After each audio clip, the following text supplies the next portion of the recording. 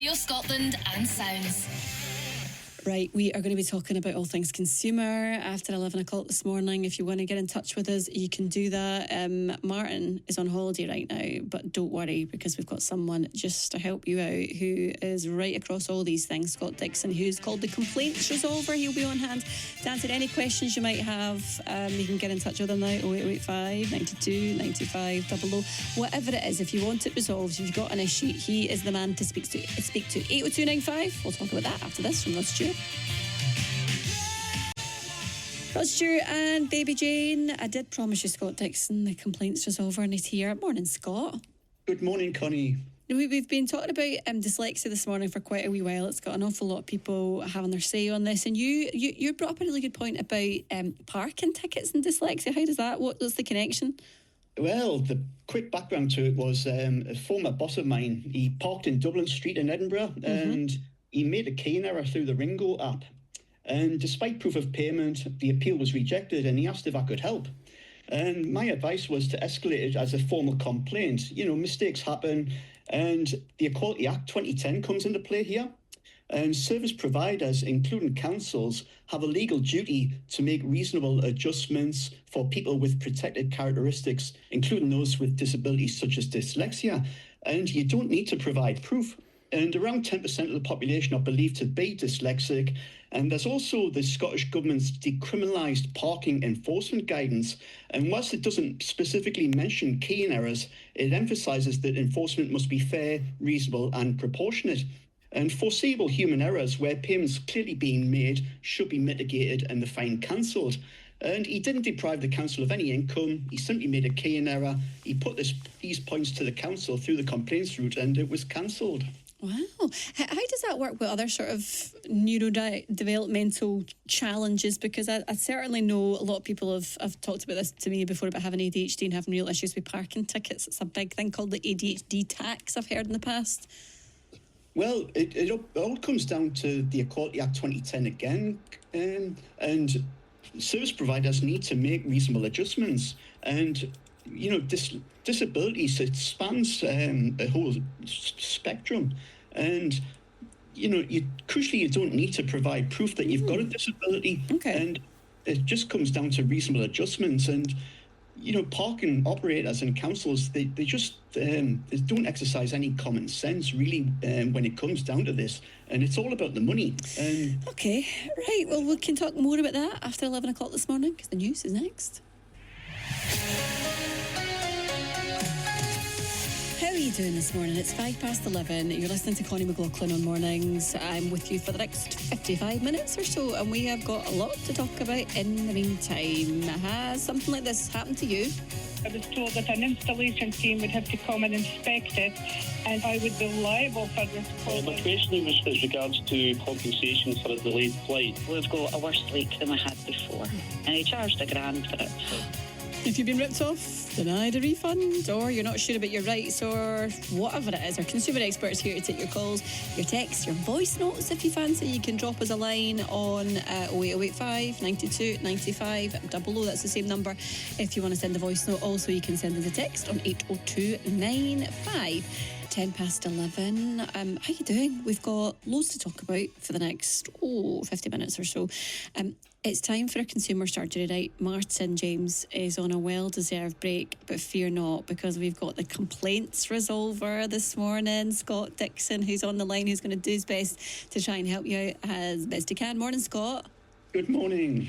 Right, there's loads of things that have come up in the papers that I want to talk to you about as well, but if you want to or if you've got a question for Scott that you want to pose to him, you can do that right now, 08085 92 95 00, or if you fancy sending him a text, you can get the text in to me, I'll read it out, and Scott will do his best to answer that for you. You can do that. The number is 80295. Right.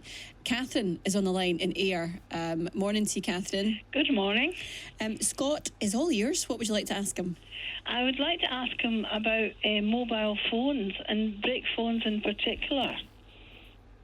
Okay. I have a brick phone because I'm visually impaired, just to make and receive calls. Now, I wasn't aware that phone runs on 2G.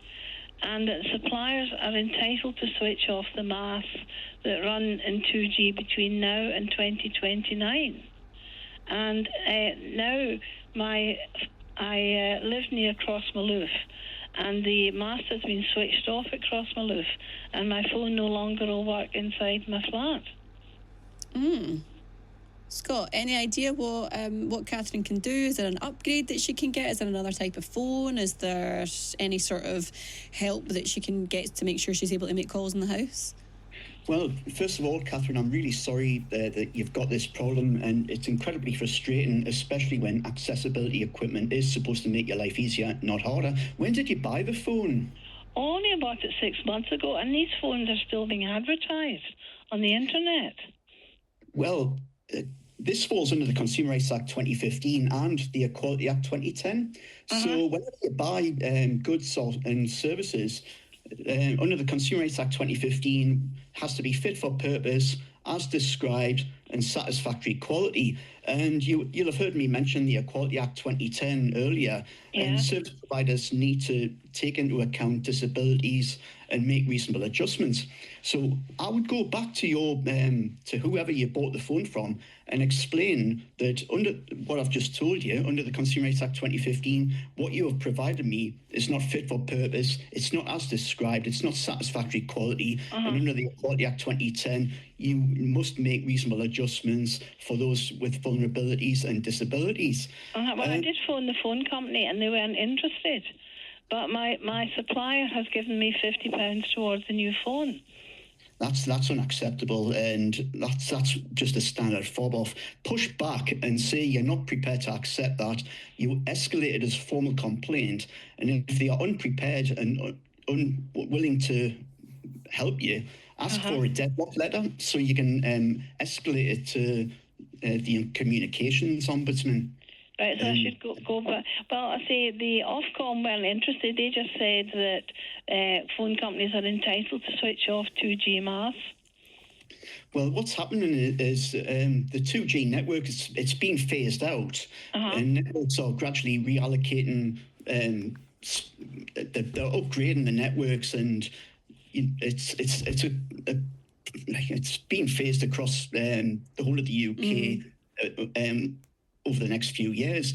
But you're right to raise it, because phones should marketed for visually impaired users should work reliably, and selling accessibility phones that rely heavily on a faded network breaches the Consumer Rights Act 2015. And retailers and manufacturers have a duty to make sure customers understand network compatibility, especially for vulnerable consumers.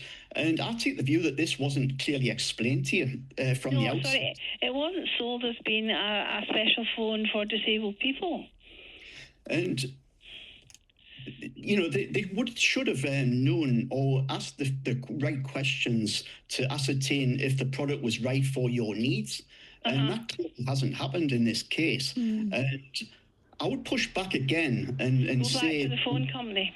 Yeah, go back to the phone company and tell them that under the Consumer Rights Act 2015, you've sold me a phone that's not fit for purpose, it's not as described, it's not satisfactory quality. And mention the Equality Act 2010, because that is a powerful piece of legislation, and they don't want to get on the wrong side of that. Right. You know, they ought to be making reasonable adjustments, and you know, for those with vulnerabilities and disabilities. Because I've had this type of phone for years, and it's only 6 months old, the one that I've got at the moment. Yeah, that seems like, you know, if you're buying something after 6 months and then Scott, you know, Catherine's then unable to use it. So going back to the phone companies, the first piece of advice, Catherine, good luck with that. Thanks so much for getting in touch. I hope you get that sorted. Bye. It's Catherine who's in Ayr this morning. Right, we heard in the news for the past couple of days that there could potentially be help with household energy bills. What's the story, Scott? Are we likely to see our bills going down? What's going on? Well, the warm home discount, it's it's a one-off £150 discount payment. It's going to be made as a credit to your electricity bill, and it's for low-income households and people receiving the guaranteed credit element of pension credit. So in Scotland, you qualify for this if you receive the guaranteed credit part of pension credit, or you're on a low income and meet your electricity supplier's criteria. And it also applies if you're on a standard meter, prepay, or pay-as-you-go. And your electricity supplier can tell you how you will get the discount if you're eligible. And for example, a voucher if you use their prepay or top-up meters. And some suppliers may provide the discount on your gas bill instead if you have a dual fuel account and you're eligible. Just contact your supplier to find out. Okay, I mean, is that, in reality, right, are we getting to a point where in some way, shape or form, we might be able to check our own availability going forward? What would that look like? How do we do that? Is it just a case of contacting our own company? You should contact your supplier in the first instance to find out your eligibility. And most eligible households in Scotland previously, they've had to apply manually through their supplier instead of receiving it automatically. And that meant people were missing out because they didn't realise they qualified or they didn't apply for it in time. Yeah, that'll chestnut. Right, okay, keep your questions coming in. Scott's going to be here for the next wee while to try and answer the questions that you've got the best way you can. 08085 92 95 00. Pilonatini and New Shoes on Radio Scotland. Right, we are in the midst of our consumer surgery. Scott Dixon is here, the complaint resolver, hoping to do the best he can to help you with any issues that you've got in terms of consumer issues. Thanks for the advice, says Gary Newton-Mearns. I got my driveway done last summer, a few weeks ago. After completion, I noticed a small issue and called them to come back and resolve the issue. Despite leaving multiple messages and emails, they've never got back to me, essentially ignoring me. That was Gary Newton-Mearns. What should he do, Scott? How did you pay for it, Gary? So if you paid by debit card or credit card, you can take the dispute up with your bank. And, you know, it's a 120-day rule for chargebacks. So if you've paid by debit card, you can contact your bank and make a chargeback to dispute the payment and stress there's been a breach of contract. You've engaged this firm to provide a service. They haven't completed it. Fit for purpose as described, satisfactory quality, and dispute the transaction. And your bank will effectively claw the money back from their account and give them a window of usually 45 days to present a defence to contest the dispute. And if you've paid by credit card, for payments over £100, Section 75 of the Consumer Credit Act 1974 applies, and that holds the credit card company jointly liable. So that is another route to go down if you're just being stonewalled by the retailer. So what if the credit card company turn around and say, well, no, I'm not giving you your money back, and also you're not getting anywhere, they're just not responding at all to you? Like, what's the next step with that? Well, what you can do if your chargeback or your Section 75 claim is declined is ask for a deadlock letter, and that's what's known as a final response from your bank or card provider, so you can take your case to the Financial Ombudsman Service for review. And it's a free service that the Financial Ombudsman Service offers on these disputes. But what I would say is, on chargebacks and Section 75 claims, make it easy for the caseworker to understand, and you've got to press hard from the outset and stress breach of contract under the Consumer Rights Act 2015, because chargebacks and Section 75 claims are often rejected on the first attempt. Do you know, sometimes, and I wonder if this is just me, but I feel as though with things like this, the onus is always on you, the consumer, to push back, to make sure that you're like sort of a dog with a bone. And sometimes, I don't know, are they just hoping or waiting that you get bored and then sort of leave it, and that's how they end up, you know, making money or getting away with stuff like that, Scott? Yeah, it's a big problem, Connie, and I'm seeing it all the time now. And it's what's known in the insurance industry as the 3 Ds. So they delay, deny, and defend. And it's known as sludge tactics. And they just do it deliberately to wear you down. And they think it's a way to save money. But I see it as a short-sighted approach, because they lose custom, they lose loyalty. And when complaints are escalated, it costs them more money as well. You know, when it comes to trying to get money back, right? I was just looking at some of those, the friends with benefits, the referral schemes that a lot of people swear by. So normally I think how it works is a customer shares a link or a code with a friend or a family member, and then they refer a friend or relative to either sign up to some sort of service, and in return either both get a pre-agreed reward, and it might be cash or credit or money or whatever, off maybe in a few months' time, where they get points for it. Do these schemes, do they generally work? Are you getting something from it, or is it sometimes like the point schemes you get with some of the supermarkets or whatever else, where you feel as if actually all you're doing is giving your data rather than getting anything from it? Well, they can be good value if the product or service genuinely meets your needs and you will use it.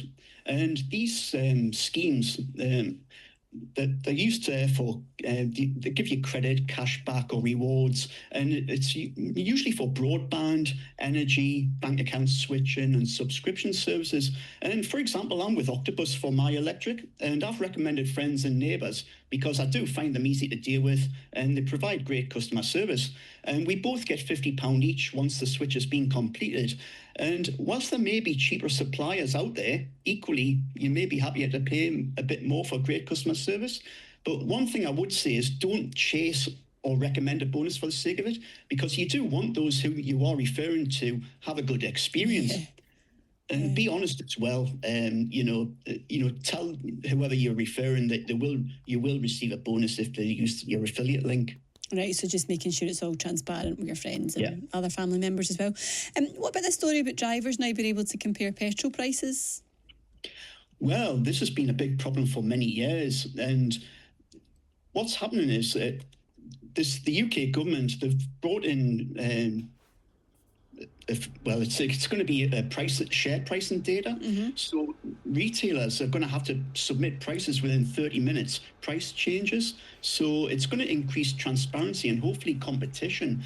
And it will reduce costs for motorists, apparently up to £40 a year. But there's a good website, an app called petrolprices.com, where you can check prices in your local area.